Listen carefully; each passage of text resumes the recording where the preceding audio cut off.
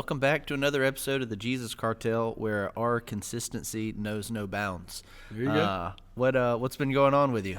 Man, it is all good. We hadn't got to see each other a lot this week just because you went off and had a baby. That's true. And had a son named Maddox Paul, right? Yep. And so you'll always be a girl dad because I'm always a girl dad. But how does it feel to have your first son?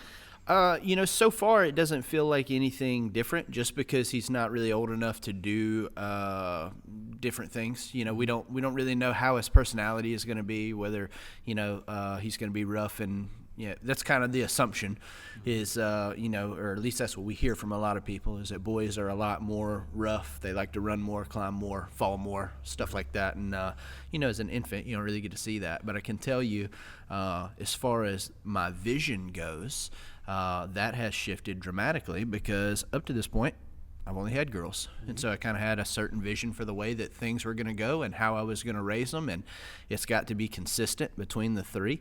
And you love them the same, you teach values the same, interest very similarly. I won't say the same, but very similarly.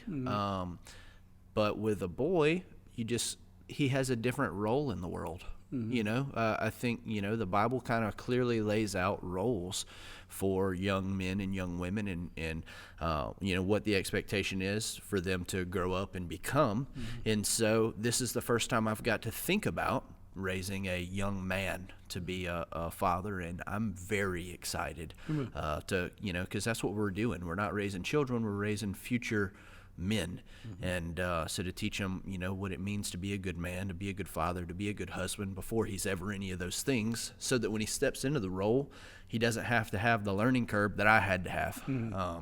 And so my parents did a good job teaching me a lot of things, but there were a lot of things I went into really blind, and I'd like for my son and my daughters also not to have to overcome some of the things that my wife and I had to overcome. And I think that's the goal of every parent, is to, and a lot of people look at it just kind of financially, which I think is, it's so disappointing. It's like, I want my kids to have everything that I didn't have. The material stuff is such a non-factor, you know what I mean? If they've got all the material that you didn't have, but none of the correct values, and they're going to struggle. And so, just really thinking about how I'm going to get to impart that into a son is exciting for me, because out of 4 children, this is the first time I've got to even think about it. Right. And so, I'm pretty pumped up, man. Well, I know we're getting kind of deep kind of quick, but, just to give some advice there and chime in, because I did have 2 daughters and then a son. And so I've seen other families that have raised boys, and they might have had 2 or 3 boys first or whatever, and they have raised them totally different than the way that I raised my son. Now, both ways worked. Sure. The end result is going to be good on both ends. I feel like, but just because my son's older and I can see how that's playing out and everything, but my son was raised by 1 dad, 1 mom, and 2 sisters. Yep. And the 2 sisters probably have more of an influence on him than the mom and dad do, just because of their ages. Yeah. Just because of, the age difference. I think one was 5, one was 4, and then him, or something like that. And so their influence on him was very strong. Yep. Now, that didn't make him, less of a boy or less of a man. No, it instilled values in him that is really strong today. Yeah. He's a very neat person. He likes to take care of his stuff. He doesn't want people, messing up his stuff. When we open up everything for Christmas, we look, and as soon as he opens it, it's all folded up and neat and nice and stuff. He wants things to be particular and everything. But he's also learned how to treat other females. Yeah. Things that, we didn't necessarily learn as much. He has learned. He's learned what to say, what not to say, how to say it, how to, when to take over, when not to take over, when to, when to be the man, but also when to listen. And so he's learned all those attributes that most men have a really hard time with later on in life. Sure. Here's Cooper just now turning 16, and he knows all those things.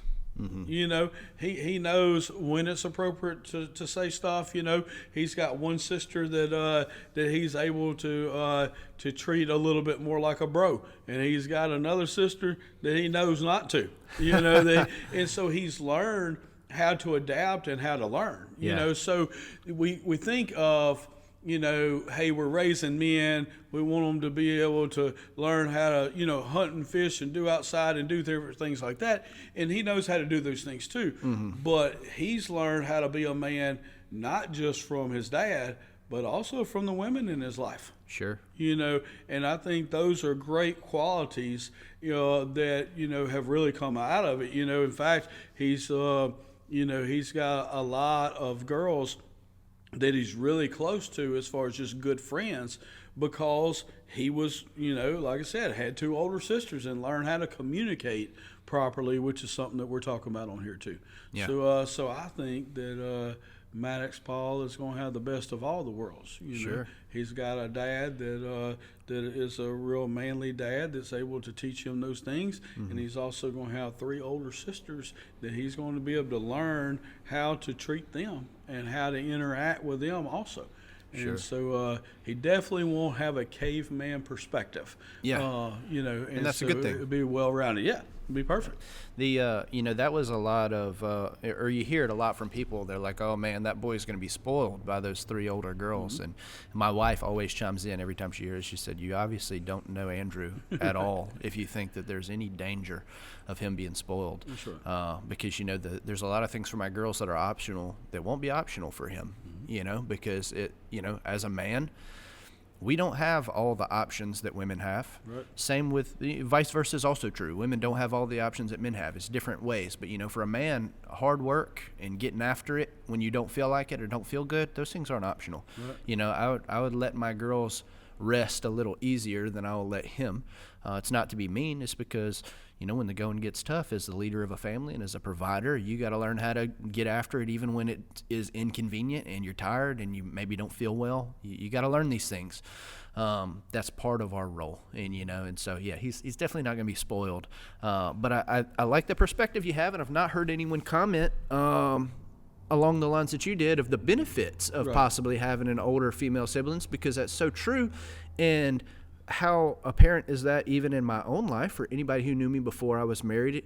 And then, you know, that was a transition. I wouldn't say it was a huge life transition, but it wasn't a huge personality transition for me. But after I had my first daughter, there was a very real change where I had to learn how to be soft.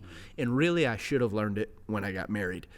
But I guess just, you know, where my mind was, my immaturity at the time, I just couldn't grab it yet, that I needed to learn how to be more soft and gentle with, you know, the way I handle my wife and deal with situations and stuff like that. But with a literal fragile child, it was a big perspective shift for me, and so I had to learn how to soften up. And so anybody who knew me before my wife and kids knew a version of me that the people who know me now don't know. I was much more rough around the edges. And people still kind of see me as rough around the edges. You have no idea. I was very rough, you know, possibly unpleasant to be around in a lot of situations because of my demeanor and my, you know, the way that I attacked things. And, you know, a guy I read a lot, a fantastic leader, Jocko Willink, he has a part of his motto is to be default aggressive. And I think that that's a great thing, you know, and in business and in life and in leadership, you should always be default aggressive, but you also have to know when that's not appropriate. And I didn't. I was default aggressive and the button was broke. You can't unpress it, you know? And so having daughters was a huge benefit for me. And I'm going to be honest, because people have always asked me, like, oh, like before I had a son, it's like, do you think that, are you disappointed? I said, I'm going to be honest with you. I think that this was a very specific choice that the Lord made to shape me more into his character. I think I needed daughters to reflect Christ more. then if I would have had sons, I wouldn't have went through a lot of the changes and transformation that my life has experienced, because in my mind, it would have been more freedom to continue to be that way, where now he's reshaped me totally. And now I think I'm in a much better position to raise a son, having learned all of these things from the women in my life.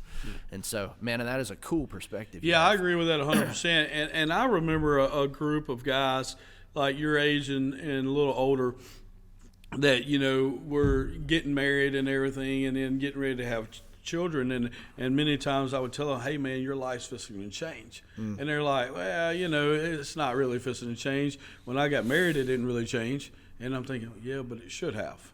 Yeah. But now it's fixing to force to be changed. Because when you bring a child into the world, you do have to see things different. You got to remember, you're talking to the guy that told my wife, hey, I'll never be ready to have kids.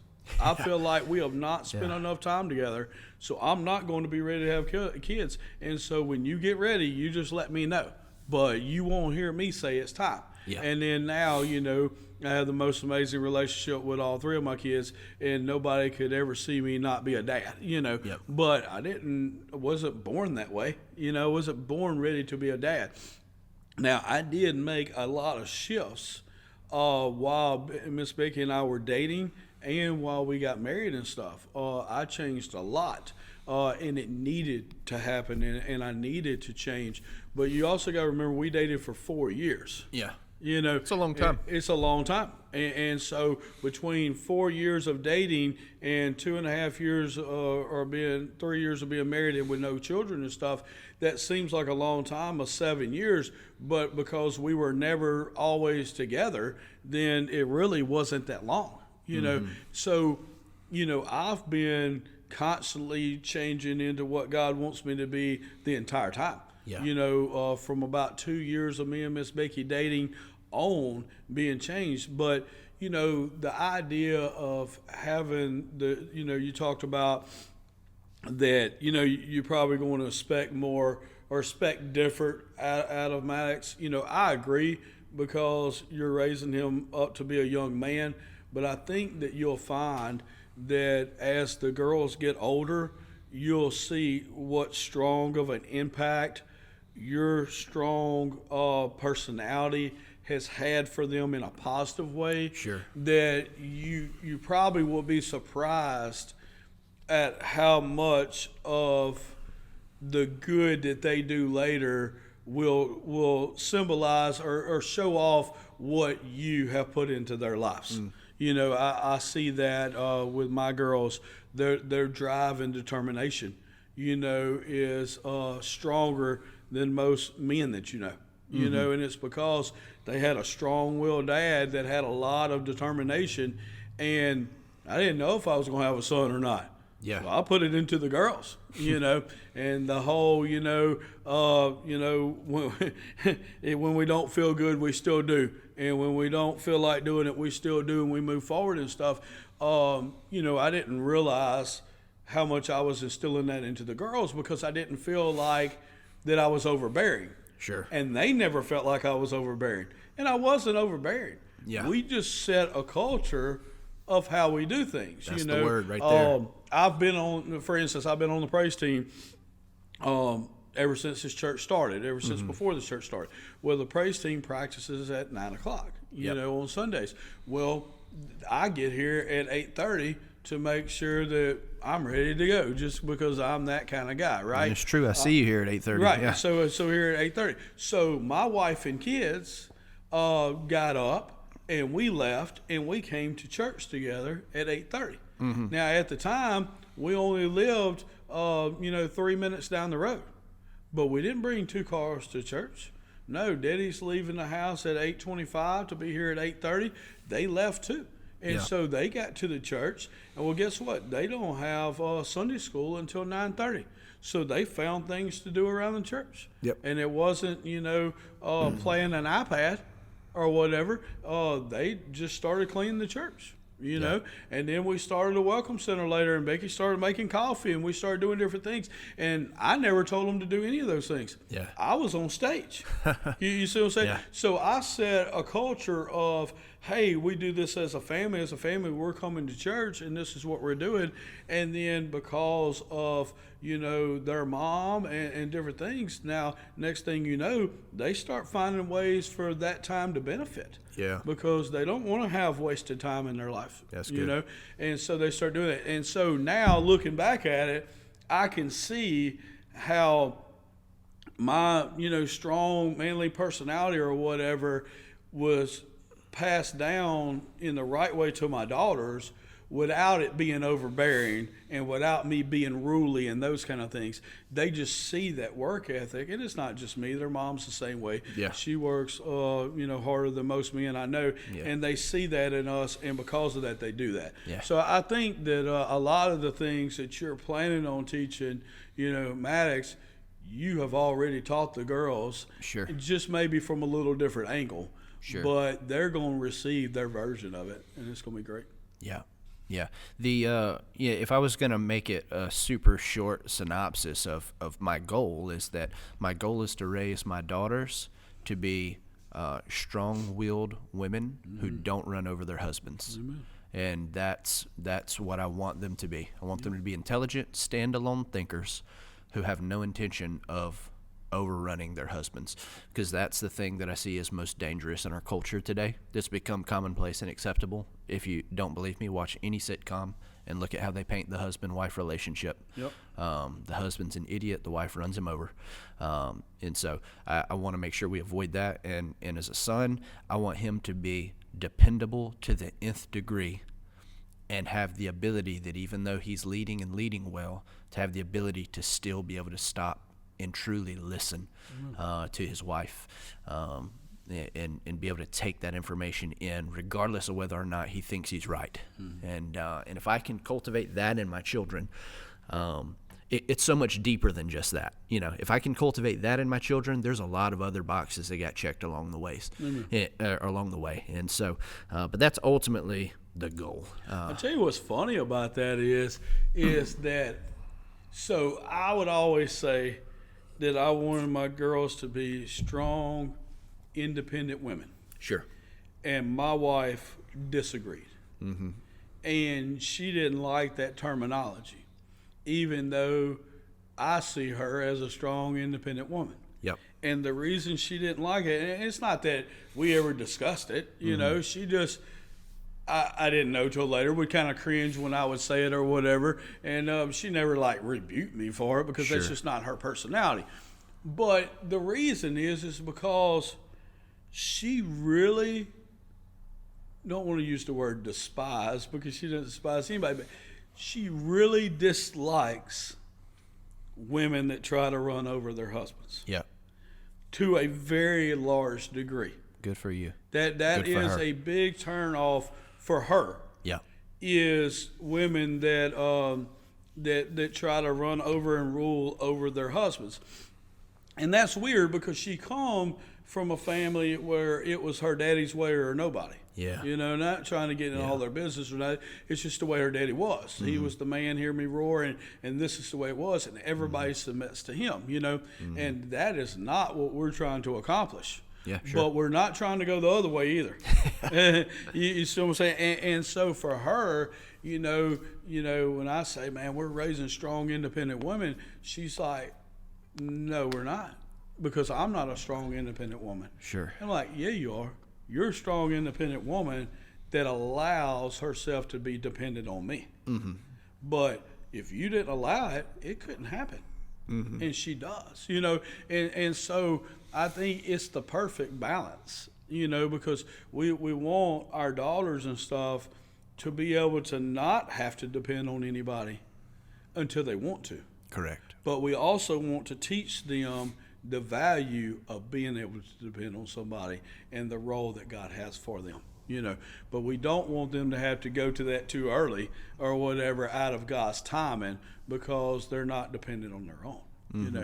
So I think that's really cool. And then the fact of Maddox being a strong leader, but also learning how to listen. Mm-hmm.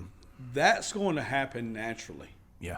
It's going to happen because you and Courtney both display those things, but also because of having the 3 older sisters. It's going to happen. I've seen it happen with Cooper and stuff. I've seen it happen in my life. I don't have one woman in my life that I have to listen to. I have 3. Yep. With Annalise, Elena, and Miss Becky. And so I've had to learn how to do that. I preached a sermon one time where I said, and I forget exactly what it was. Oh, I said the most important words that you will ever learn as a man interacting with your wife is, and then what happened? Because that's funny. They're going to tell a story, and if you're just like, oh, okay, then they're like, yeah, maybe he's listening, maybe he wasn't. But if they tell a story, and then you're like, well, then what happened? What happened after that? Then they're like, oh, man, they're ready to go. Yeah. Well, I have 3 of those in my life. And regardless if I'm really interested in the story or not, it's my job to listen. Yep. Hey, if I expect them to care about the sports game on later, then I have to care about what's happening in their life too. And so raising a strong leader son that's also willing to be able to listen and hear some criticism or hear some opinions that are just different, and be able to formulate maybe a different opinion or a different strategy or whatever based on that is a good thing. I recently asked 2 women in my life what they thought could be better in certain areas. Yeah. And one of them is just a friend. But I value her opinion. And I want to know, I want to know her opinion on this. And when she didn't send me a list quick enough, the next day I text her and goes, man, this must be a long list, Yeah. And basically I was just reminding her that, hey, I value your opinion and I want to know your opinion on this. Now, some of those things we may do, some of those things we may not do, but at least she's going to feel heard. And guess what? I didn't do it for her benefit. I truly want to know. She's got a different perspective than I have. I think so many times, and we've been talking about communication the last several weeks, but so many times we don't understand that people have a different perspective than us based off of their circumstances and stuff, and that's cool. Yeah. And it doesn't make them weird or wrong. It just have a different perspective because of things, and that doesn't mean that I'm going to change mine, but at the same time I want to hear it. So anyhow, that was a long what you've been doing this week. Yeah, but I think it's so important. I think that this branches beyond, or not really beyond, but I think that it communicates to the communication that we've been talking about, because this is, how it works within a family. And you talked about how Miss Becky doesn't really like the term independent woman. That's actually why I specified and said independent thinkers, because there's a difference to me. As someone who chooses to be independent, as someone who or versus someone who's willing to be dependent if the situation is right. But I do not want to raise a damsel in distress. Right. That's not my goal, because then any idiot who comes along could lead my children into thinking they're in a good relationship, and they don't know better because they've been around a weak father who told them that was okay. And so that's definitely not what we want. I wrote something, I guess it was probably a year or two ago, year and a half. It was after I had my 3rd daughter. I remember now. I wrote this lengthy piece on how important it is for fathers of girls to raise their daughters well. And in the way that I ended it was, my daughters do their pirouettes with a sword in their hand. There you go. And so they're girls. I don't want them to be girls. I'm not trying to raise my girls to be boys. Right. But they're strong. Yep. They're strong, and they're not going to be someone who you can bully, shove aside, or do anything like that with. You're not going to take advantage of them. They're going to know better, because they're going to have a father who is a man who doesn't treat them like that. Yep. And the word you used was culture. It's all about the culture of your house. What seems so crazy to other people is normal in your house, because of the culture that you've set, and your kids aren't wigged out by it. And that's the concern so many people have. It's like, oh man, those poor babies. It's like, ain't no poor babies. I am training women to be leaders and people who love well and aren't needy. And you know what I mean? There's so many good things happen from this, and they don't know a different world where they're spoiled and get whatever they want and have to overcome that later in life. They don't know another world. They know a world where they're rewarded for doing well. They're disciplined when they intentionally do things that are against our family values, and then they get random rewards just out of love and appreciation. And so that's their normal. And so that just because other people might paint other things as normal doesn't mean that it's bad for my girls, because we have a culture that is developing something incredible in them. And you can see the culture of our household is different than a lot of people by the way that they react. I got Courtney a Expedition yesterday, and I've gotten several vehicles for Courtney over the years, and it's always wigged people out because Courtney has only been with me one time ever when we got a vehicle. Every other time I came home with it, and it was for her. It wasn't for me. It wasn't for us. It was for her.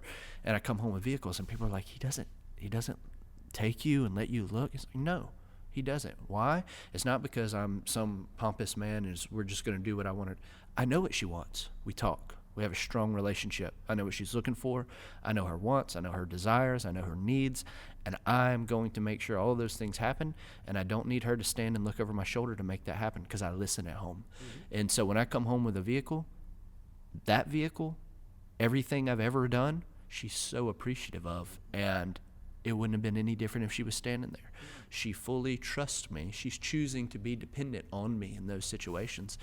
And her willingness to do that has reaped incredible benefit in her life, just like my willingness to listen has reaped incredible benefit in my life. And so those are just things as part of a culture of a family that take you a long way. Yeah, I agree 100%, and people from the outside world, they're going to say different things. Some of it, they really think they're right, and then some of it's just going to be because they feel bad about their situation, Yeah. I mean, either way. But I remember even youth leaders that I respect and love and stuff, have personally asked my children if they feel suppressed or whatever because of how strict we are. Sure. And I remember my children coming home and it's like, what are they talking about? Yeah. And what do you mean strict? They don't really understand, yeah. And I think it's just because those people saw things in their own life or whatever. But no, we set boundaries and those kind of things. But man, this is what a lot of people don't understand. When you have the unique opportunity, and I say unique, it's not supposed to be unique, but when you have the unique opportunity of having two parents that love the Lord, that love each other, raising the children that they had together, that's a big deal. Yeah. So many times in this world, it's hers, his, and ours, and we made these mistakes before we got saved, but we're not making them now. But our children saw us making those mistakes, and now we're telling them a different way to live. My kids don't know any of that. Mm-hmm.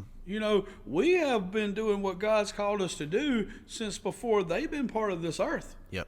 Be honest with you, we haven't made very many mistakes at all. Sure. And in fact, none of them come to mind.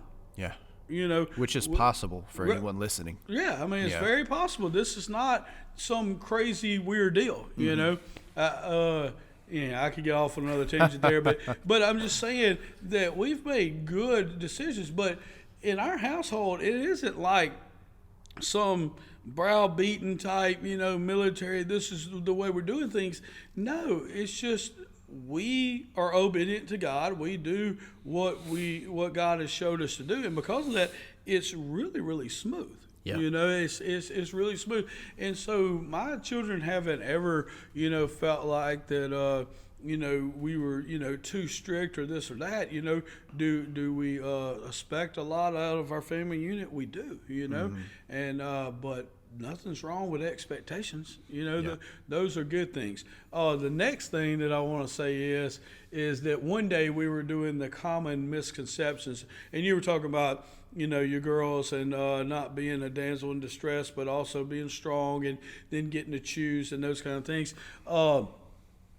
When we did a segment on what is something that people probably think about you that really isn't true or whatever, common misconceptions. Yeah. And Lee said that she listens to Jesus Cartel every week, and she said that a common misconception about her is that she's just daddy's money. That daddy gives her all this money and stuff. And they're like, yeah, you're able to have this because you're daddy, and everything's like that. And she was like, my daddy started scooting off of what he buys for me years and years and years ago. Yeah. As she made money, she started buying these things on her own, and then we start pulling it back. And I'm not talking about, when she graduated college. Yeah. I'm talking about when she's starting a business at 14 years old, when she's making money at 12 years old at the concession stand and stuff, hey, she's earning money, getting to buy those things that she wants, but also we're able to scoot back a little bit on some of those things and everything, And now, here she is, 21 years old and stuff, living, in downtown Dallas and stuff, and I don't know that we pay for anything. Yeah. Probably nothing. I mean, if it is, it's, just stuff that we want to do. It's not, Sure. on a monthly obligation or anything like that. Well, guess what? That has taught her responsibility and everything. Oh, yeah. Yeah, I mean, could we afford to pay for their lifestyle? Sure, we could. We did for, all these years. But at the same time, as soon as there's an opportunity to pull back on some of that, hey, we're pulling back on it. Yeah. Why? Because if she wants to have those things in life, those things need to be things that she earns, that she respects, that she's able to do. And so, hey, I think it's great. I remember the very first time we were headed to Disney World, and we couldn't do Disney like other people. We couldn't go live on campus and all that because we had 5 of us, and Sure. they barely had rooms like that. It wasn't many, so we'd get a house and outside and drive in and stuff. But I remember Brother Bonner and Miss Barbara Wiggers gave my children some money when they got ready to go to Disney World, and and they gave it directly to them, and didn't give it to us, and they were young, and so I had to figure out how I was going to handle this. Yeah. And I don't know how the whole they were. Let's just say 7, 6, and 2, or whatever, and so, but they give them this money, and I'm thinking, how are we going to handle this? Yeah. Weird idea. This is something different. This is Yeah. something different. Respect Brother Bonner and Miss Barbara. Sure. And they wanted to do this, and they gave them this money. And so I was like, all right, well, let's roll with it. That's their money. They get to spend it how they want to spend it. And so here we go, and this is not something we'd planned ahead of time. So we go up there, and as soon as we get in there, they got Mickey Mouse ice cream, and it's like $9. Yeah. And of course they all want Mickey Mouse ice cream. Yeah. And so I'm like, hey, Daddy, can we have this? Sure, you can have it. And that's not a problem. And they was like, okay. And I was like, but look, you need to get your money out that Brother Bonner and Miss Barbara gave you, and you need to use that money to buy your Mickey Mouse ice cream. And they were like, well, how much is the Mickey Mouse ice cream? Never cared before. Yeah. How much it was. Now we care how much it is. Okay. And so it's $9. Well, how much money do I have? I have $50. Yeah. Well, so how long are we here? We're here for 5 days, and I have $50. And now, so really that would be all you get today, on top of your regular food and stuff that we provide, is that. Well, I was really wanting to buy a shirt. Well, shirts are $40. You see what I'm saying? So we started at that age just based on a circumstance that happened of letting them spend their own money that we gave them. Yep. But that money had limitations, and it wasn't unlimited, and it wasn't swiping a card. It was holding money, giving it to somebody and them giving you in return what you had left over plus your item, and it meant the world to them. Yeah. I mean, it started. You started seeing their personalities, where one of them's going to run out in the first day and then not be able to get anything extra the rest of the week. And it wasn't that we, didn't provide for them. They had everything we provided, but at the same time, it was a great learning opportunity for them. Sure. And still to this day, you see the different ways. If Annalise wants something, she's going to go get it, and she's going to find a way to make money to take care of it. Yeah. Whereas if Elena wants something, she's going to feel content in wanting it and not getting it and feeling good about herself and keeping her money over on the side, even though she's got an amount of money where she could buy it. Sure. And then Cooper, he's learning, he's somewhere in the middle. He's learning the process of, do I really want this or do I not? And even yesterday, he was having a dilemma whether he wanted to buy something or not. Now, if Daddy was buying it, there would have never been a dilemma. Yeah, no dilemma. I'll take it. No dilemma at all. I'll take it. This will be great. But because he was buying it, he was in the store for an hour and texted everybody that he knew and asked them what they thought about it. And then, do you think it's worth this amount of money? And so I think that I said all that to say that when you establish culture with your children, it's not weird or heavy or anything like that. It is what it is. Yep. And they learn that, especially when it's good, strong Christian culture. And we've said on here plenty of times, but we'll say it again for any new listeners. But where identity is strong, peer pressure is weak. Mm-hmm. And where identity is weak, peer pressure is strong. And so if you raise your children in a strong culture of who they are in Christ and how we handle business, they're not going to go fade to the world. But if you let them be raised by the world and YouTube and iPads and all this kind of stuff, then the likelihood of them giving in to peer pressure is very, very strong. Yep. That's good. I don't know that I could have said it any better than that. It's cool the way that you see them, do with their finances and stuff. We do that with our kid. Our two older ones, they get I think $1 a week is what we give them, unless they do something extra. And if they want to go to Walmart and buy some candy, they can, or they can save it. Aria will save her money. Arlen will get candy every time. Amen. And it's interesting to see that come out. Hey, I'm curious. And that's okay. Yeah. Because Arlen will be the one that realizes later that in order to get candy every time, I have to work harder than the next guy. Yep. It's true. And so like in your kids, just kind of looking at them from the outside, with Aria being a little older and a little more astute or whatever you want to say and everything. And so you see some of those qualities and stuff.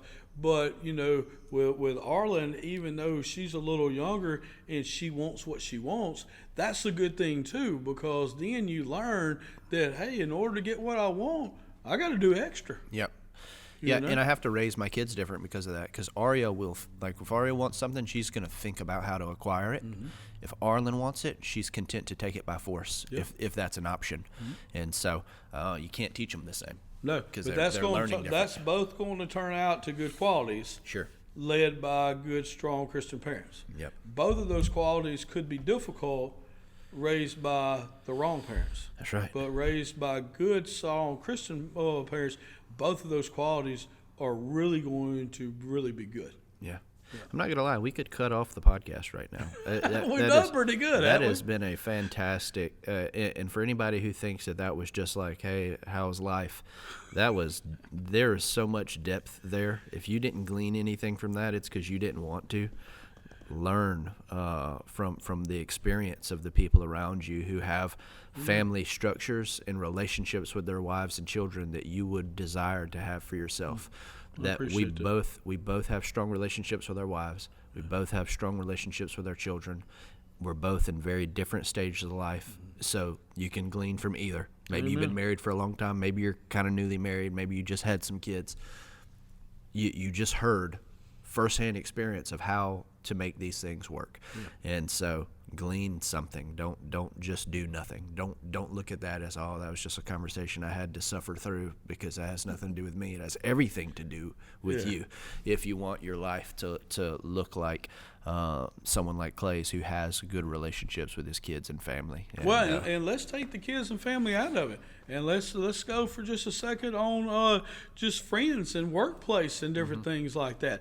You can put co-workers, you can put relationships, you can put people that volunteer at the same place as you in those kind of things too. You can use all these concepts. If you're a leader or a boss over a certain area, if you're over the parking lot team or whatever, and you establish a culture that this is the way we do the parking lot team, then when somebody comes in the parking lot team and they've never been in another parking lot team before, and this is the only way they've been, they don't see it as weird. They don't see it as overbearing. They don't see it as, those kind of things. They see it as, hey, this is the culture of the parking lot team. Especially when they see it run well. Yep. Now, now that's the other side of it is, now, my kids have always seen two parents that love each other, that are striving, that other people want to be like them too. And so it's been easy, and I don't mean that arrogant or cocky. I'm just saying that it's easy for your kids to buy into what you're doing when they see it work. Yeah. But if we were griping and moaning and cussing all the time and it wasn't working, they're not going to buy in. Sure. But because they see a loving father and a loving wife and those kind of things, then it's an easy buy-in. Well, it's the same way. You're running the parking lot team at church. You're teaching new people that's never served before, hey, this is how we serve. We get here early. I know nobody's here, but the reason why we get here early is because we want to be here when nobody's here. We want to get our cones. We want to pray over everything. We don't want to be rushed. We want to pray over this campus. We're going to be the first people that they see. We want to be here first if we're going to be the first people they see. We pray about it. We have a smile on our face. If we have something that we need to get rid of or repent of or get across, we do that ahead of time. We go in the sanctuary, we pray, we do whatever, so that when everybody comes, hey, we're here with a smiling face, ready to go, ready to do what God's called us to do. We want to, we want to dress in a way that's appealing to the people that come up. We want to act in a way that's appealing to the people that come up, and we want to make them feel like they're welcome, because that's why we're here. Well, guess what? If you establish that as the parking lot leader, then everybody that comes alongside, and when they see that it's working, that everything's good, that nothing's hectic and nothing seems out of place, that the people feel good when they come in, then guess what? They're going to want to do every one of those things. Yep. But if you're telling them those things and then you're not there on time, or you're not ready, or you didn't sleep enough the night before, or whatever it is, then it's not going to work. Yeah. But if you set a culture of this is the way we do things, and then you communicate the why that we do that, then it's easy for people to buy in. Yeah. So, I know that we've been talking about, Andrew being a boy dad now, and I understand that. But you can take wife and kids completely out and use these same principles in everything that you do. Especially if you're in any kind of leadership. And the other thing, just like when we were talking about the wives, we want them to be strong, but we also don't want them to run over, their husbands and stuff. Well, if you're not the leader in the group, we want you to be a strong member in the group, but we don't want you leading or trying to overbear the leader either. Yep. Because that's not your role. That's right. That's not your role here. And so you got to know your role and know your thing. Hey, look, there's been many times in Andrew and I's life where we've been the 10th person in the group, and where we've been the right-hand man, and where we've led the group. And there's times where we lead a group and then we go be a right-hand man for somebody. And we've done real well in being able to do both. Some people say, well, he's an alpha male, or he's a born leader, and all he can do, he's just a leader. Well, hey, a good leader knows how to follow too. Yeah, you'd love me to be on your team. Yeah, that's what I'm saying. You'd love me as a number 10, brother. I will. That's what I'm saying. If we're digging a ditch, I'll get out there with a spork. Yeah. I'm telling you, man. And that's what I'm saying. My wife texted me something like that today, and she goes, basically, you're one of the most unique people I know because you're able to do whatever it takes and whatever needs to happen. And not only am I able to do that, but I'm willing to do it. I'm willing to do whatever role it is that God's called me to do. And so just be at home, man. Don't think that you got to be a certain way. Don't think that, well, this is just the way I am. No, we've just talked about his two oldest daughters and totally different, personality traits. And we both said both of them are going to be great. Yeah. Because they're going to both be used for the good of God because that's how they're being raised. Yeah. And so it doesn't matter, that you see things different, your personality's different, this or that. You can learn, you can adapt. Hey, it's a lot better if you're doing something. To learn how to do something that you're not comfortable at is way more good in my book than just doing something that you're real good at. Yeah. When I was a saxophone major and stuff, we were not ever allowed to practice something that we already knew how to do. If we knew how to play a certain song or certain, melody line or whatever it was, if we played that at all, that was not considered practice. That was considered a rehearsal or something on our own. But if we had to practice 2 hours, it had to be on something that we had not perfected. That's good. And that's kind of the way I've, and I know that's the way you do in life. Yeah. You said something interesting that I want to just verify before I make a comment on it. Mm-hmm. Your wife calls you unique?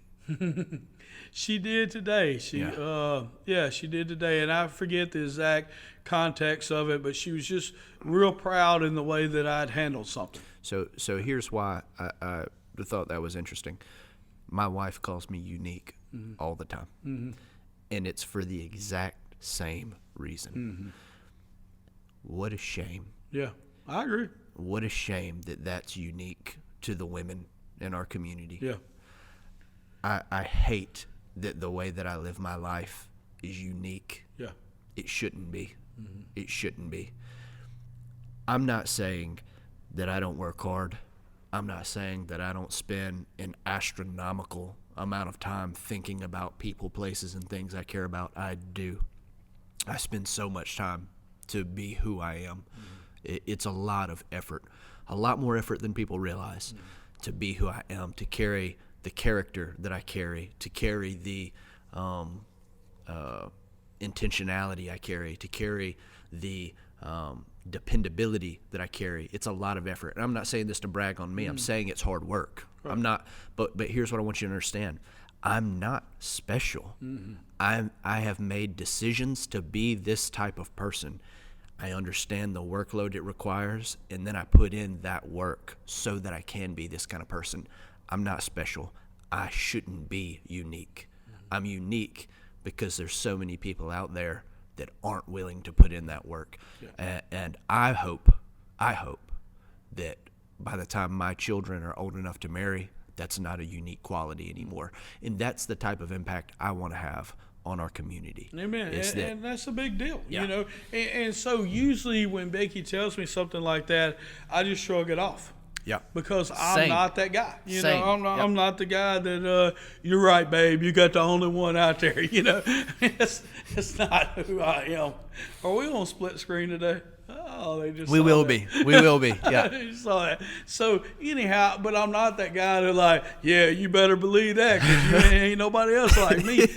I'm not like that. He pops his gold chain. Yes, I want everybody to be that way. Yeah.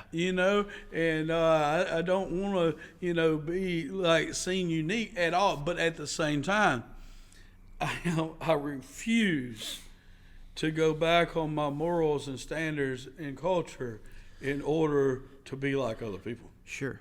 I mean, take last week for an example. I had a baby on, was it Thursday? It was the 22nd. It was either Thursday or Friday. I think we went in Thursday and had the baby on Friday. I think so. We had already recorded the Jesus Cartel. but it had not been edited.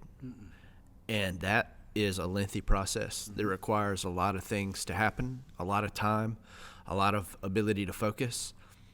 And we still got it edited and posted on the normal day, normal time. And I even faced tremendous difficulty because I'm using a hospital's guest internet to try to get all this uploaded, and I still got it done. Why? I just had a baby. If there was ever a time for me to justify not being consistent and not being dependable, no one in the world would have batted an eye at that. Hey, look, we're not having Jesus Cartel this week. Andrew had a baby. Everybody would have been like, okay. That's not who I am. I'm consistent. I'm going to be dependable. And if this is what we're doing, this is what we're doing. And it's going to take something that truly does stop me to stop me. And that was not something that had the ability to keep me from getting the things done I got to get done. And a lot of people would look at that and say, oh, my God, he should have been with it. Like, he didn't prioritize correctly. I disagree. One, I got to fully enjoy all of the experience with my son. So we didn't have a baby, and I walked out of the room. It's like, hey, it's on you. I'm going to do this. That I found an appropriate time when family was coming to visit with the baby that I could get some stuff done in the room with them. I didn't leave. I was still a part of all the conversations and stuff, but I'm working hard in the middle of all of these things. Why? Because my integrity is attached to my dependability. And if I become someone who is seen as not dependable, or if something better comes along, Andrew's not going to follow through, or if there's any sort of minor inconvenience, Andrew's not going to do what he said he's going to do, that follows you. And it's so hard to build yourself to that point of reliability and dependability that even one step backwards is so hard to get back. Yeah. And so it mattered to me that it still got done. Well, and just to clarify that a little bit, they went into the hospital Thursday night. They didn't have the baby till midday or mid-morning Friday, or something. And so I had taken off on that Friday before Christmas and was doing a catering event. And so the time when I realized, hey, they're fixing to have a baby and stuff, it was, we were right in the middle of everything that we're doing and stuff. And I told Andrew, I said, I think they just had a baby or whatever. And I was like, hey, look, I think he brought it up about Jesus Cartel. I was like, hey, it's fine. We'll figure it out or whatever. And he goes, if you can get me my laptop over here, I can get this done. Yeah. If I have my laptop. And I was like, well, to be honest with you, I ain't even got time to get your laptop, but if you'll call and get it over there, you can get it done. Yeah. And he got it done, and just the way the timing was going and everything, like I said, most people wouldn't have been able to wrap their mind around the importance of getting that done, but it was on Andrew's mind. Sure. Why? Because that's his responsibility. Our responsibility in Jesus Cartel is for me to show up. His responsibility is to do everything else. It's just the way this arrangement is. There's other arrangements in our lives that are different, just like praise and worship. It's my responsibility to get all that done. It's everybody else's responsibility to just show up and I'm one sing. of those show-ups sometimes. Yeah. That's what I'm saying. But because it was Andrew's responsibility, hey, here it is on the forefront of his mind, and he would have felt incomplete if he wouldn't have got it done. Is that a bad thing, putting too much pressure? No, it's a good thing. Why? Because that is a responsibility that he has. Yeah. And that's, man, people are too soft these days that they think, sure. I think a lot of it was coming anyhow, but then when COVID happened, it was just like, well, we'll just blame it on COVID. Yeah. I had COVID. I know I've been being a piece of trash, haven't done what I'm supposed to do, haven't made my commitments, hadn't done that. But really, I had COVID, and that's just become a good excuse for people to be sorry. But that doesn't mean that you have to be that way. Yep. I totally agree, man. I totally agree. We should have cut off this episode 15 minutes ago because I'm going to catch a lot of slack from the last little bit. I don't care. I don't care. It's good. It's good and it's true, man. Like the culture today is trying to breed men to be soft. And so like I'm so against that culture. It's really unbelievable. Right. But I had that thing cut and edited within 3 hours from the birth. You know what I mean? And so, shout out to Utman and Welker for bringing me my laptop, by the way. Thanks for that. Couldn't have done it without you. But hey, importance of relationships. Yes. Without those without those relationships, that doesn't come there. They may have had something they had to do in Monroe anyways, but even if they didn't, they would have brought it to me. Yeah. So the other side of it is you had two guys not only you have relationships with, but also two guys that listen to Jesus Culture every week. Mm-hmm. So they knew that what you were asking them was important. Yep. Now, because we have a relationship with those guys, then they want to help us in our time of need. But at the same time, they also understand the importance of what we're doing here with discipleship. Yeah. And so they felt like, hey, they could do something. I had another guy show up 2 days ago that just said, hey, look, man, I'm off of work for the next 2 weeks. You got anything that I could do to help out? Yeah. Well, commonplace is, no, man, we're cool. Yeah. But, me, I wanted to find something that he could do to help out. Yeah. And it just so happened I had the exact right, perfect thing that would be perfect for him. And in my mind, I had lots of options of who could have done it, but I never picked anybody to do it because to me, it seemed a little forceful. It just seemed like plugging, somebody in. But I really was looking for the right somebody. And then he walks in the door. Well, so he agreed to do it. Something I needed to do. And 2 days later, he agreed to do it. And then some adversity happened in what I asked him to do. Mm-hmm. If I would have known the adversity, I wouldn't have never asked him to do it because, he's a newer creature in Christ, wanting to happen. I want to set him up to succeed, not to fail. And this got a little messy, and it had nothing to do with him. Yeah. But he handled it like a champ, That's awesome. and he handled it great. And so just people being willing is a huge thing. But as a leader, you got to take those willing people and put them to work, so to speak. Sure. Give them a spot, give them a role, give them something that they can do where they can feel good about it, and explain it to them, and then thank them for doing it. Mm-hmm. Because if they go to you and they really desire to do something, and you're just like, oh no, we got it, man, no problem, just chill out, we got it. Then they're gonna go to somebody else. Yeah. And it may be somebody else that's not leading exactly as good as you are and everything, or but now they're following somebody else because why? Because they desired to help and you didn't let them help. Yeah. And so if you're one of these people, they're like, y'all stay over there, I'm just going to do it all myself. That's not a true leader. Yeah. That's a worker. That's not a leader. Yep. And now that you have seen me do something in the middle of having a great excuse not to do something, how much more do you believe in my ability to get things done? You know what I'm saying? And so anybody who's heard this is now like, oh, if Andrew said it, it's true. I remember we had some friends and stuff that were going down fishing at St. Joe. This was probably 6 months or so ago.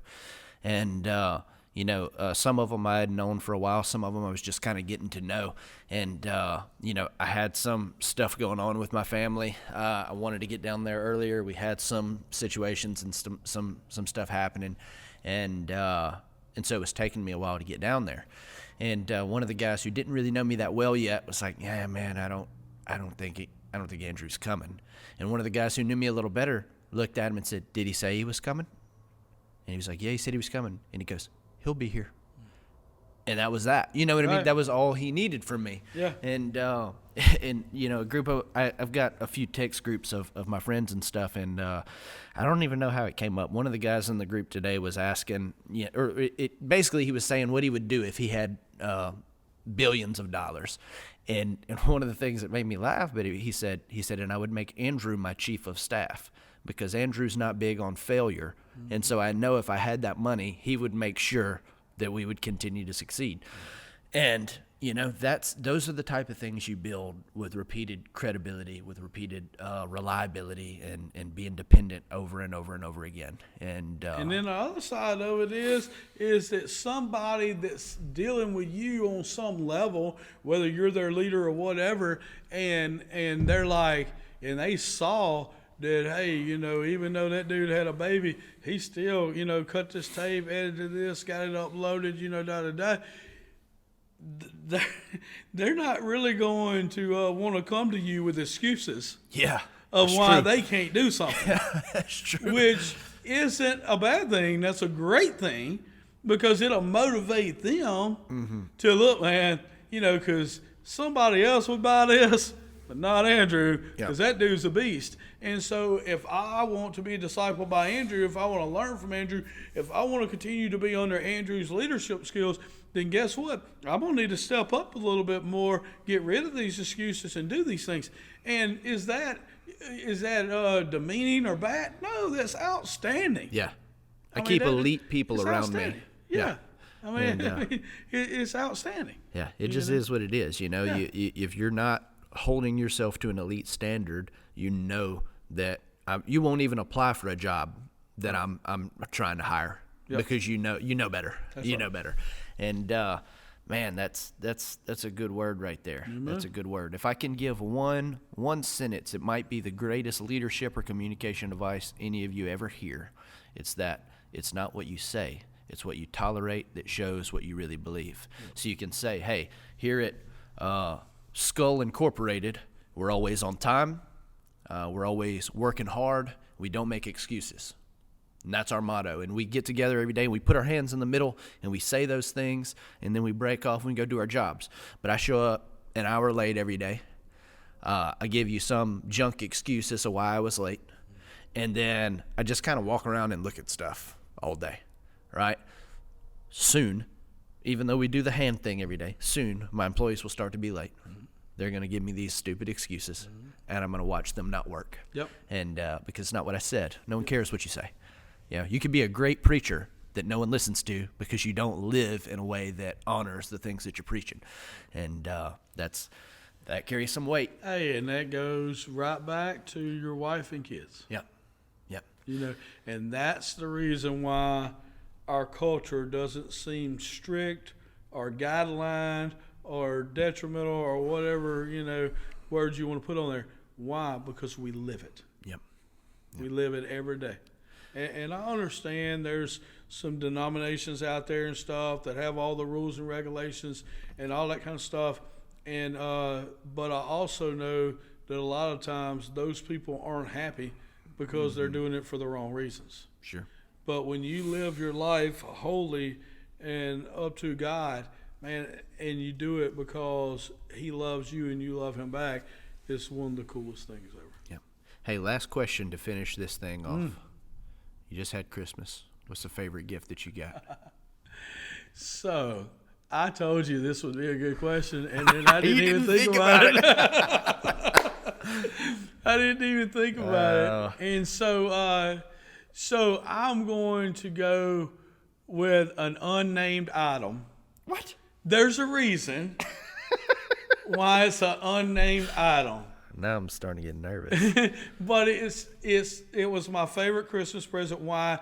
Because it was something for my whole family that helps us and makes us feel better. Okay. And that was my favorite item. It was a family gift that's good for our whole family that helps our family. I'll tell you what. Sorry. I should have chosen a favorite Do shirt. people outside of your house know about this gift? No. Okay. $5 to anybody who can guess what this gift is. This is $5 of Andrew Skull's personal cash I'm putting on the table. If Can you guess what it is? No, you probably know I'm exactly I'm what not it going to is. guess. I'm not going to guess. But if anybody else can guess it, $5 cash. Other than that, I got lots of really good stuff. My mom got me another speaker, portable speaker that goes outside that I can have exclusively at the hot tub. And so every night when I go to get in the hot tub, I can Bluetooth to it real easily. You can also carry it anywhere that you want to. Sure. And so I'm very happy about that. Annalise bought me a Lululemon workout shirt so that when I'm working out and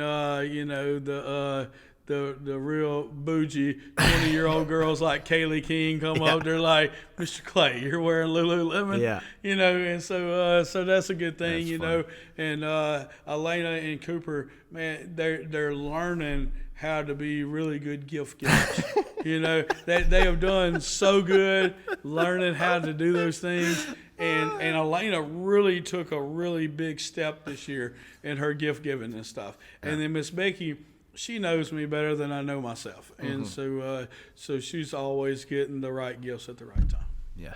What about you? I got, I get a couple of some things from extended family and nothing crazy. And you always appreciate those because they don't have to do it. Yeah. And so that's always really meaningful. But as far as my family, nothing. Mm-hmm. And that's the way I like it. Amen. And that, to me, there's nothing better that you could have got me than nothing. Mm-hmm. And, a lot of people want to say, oh, well, you had a baby, right? That's what Clay was telling me when we got here. You got a son. You got a son. One, that was on the 22nd, right? So that one, that wouldn't even count anyways. And two, that's technically just my baby. Right, and here's the deal. Think about a vending machine. Right? So if you put $1 in a vending machine, and you push your selection, and the drink comes out, is it your drink or is it the vending machine's drink? All right, and so it's already yours. technically, I made that deposit. I just realized there are a lot of people that listen to Jesus Cartel that didn't see the first vending machine deal on Facebook. Yeah, right? That's true. So why don't you tell them the first vending machine deal? Because I know all of our Fresh Start people aren't getting to watch it on Facebook. Yeah. So you made a post. So I spent a lot of time in the hospital thinking about how vending machines correlate to pregnancy, and people are always asking me, "What's it like waiting on your child to be born? Like, what's it like for a dad? Because I'm sure it's different for a woman. Like, y'all probably don't care at all, but for a dad, I said it's kind of like when you put your money in a vending machine and you make a selection and then nothing happens. You just stand there. Nothing there's no sounds. There's not any hope whatsoever. You just push a button and you just ate your money and you don't know if you'll ever see that drink. That's what it feels like. So Andrew puts this on Facebook, and this is before they had the baby while they're in the hospital, right? That's because it's how I felt. Right. And so this is him letting the whole world see who he really is and how he feels, and being transparent. That's the key word there. And and so people, all the girls are like, shut up, Andrew, whatever. And then the guys that think that they're cool, they want to be like, yeah, bro, you're like so insightful and all this kind of stuff. And, because they're trying to get to that level and they want to kind of, drag or hold the Andrew Skull coattails, so to speak. And, we don't have to name Shane and Jackson and then we'll just, let them know who they are. And but then I get on there and I'm like, this is really obvious here. Mm-hmm. You say you feel like that you put your money in the vending machine and then nothing come out, and that's the way you feel right now when you're waiting on this baby. So, man, this is really obvious to me.